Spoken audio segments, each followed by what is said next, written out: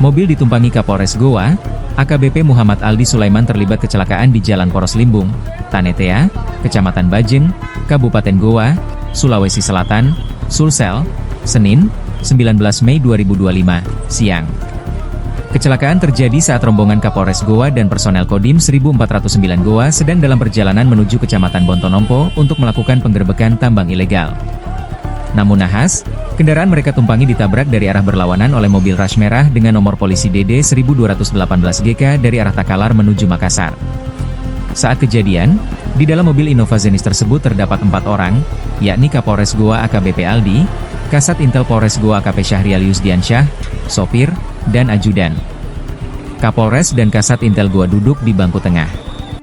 Sesaat setelah tabrakan, AKBP Aldi dan AKP Syahrial segera dievakuasi keluar dari kendaraan. Di TKP, mobil Rush merah dikemudikan oleh pemuda berinisial Akbar, 18, dari arah Takalar menuju Sungguh Minasa, Makassar.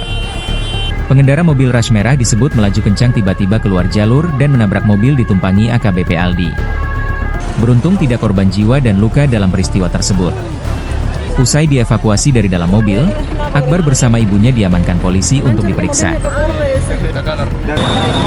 Jadi dapat kami sampaikan, alhamdulillah ya, setelah terjadi musibah laka lantas, ya seperti tadi rekan-rekan juga ikut saksikan bersama, karena rekan-rekan ikut rombongan saya, bahwa ketika tadi kami lagi jalan di jalur yang memang jalurnya, kemudian ada salah satu driver pengendara mobil minibus warna merah dari lawan arah, kemudian langsung menabrak mobil kami.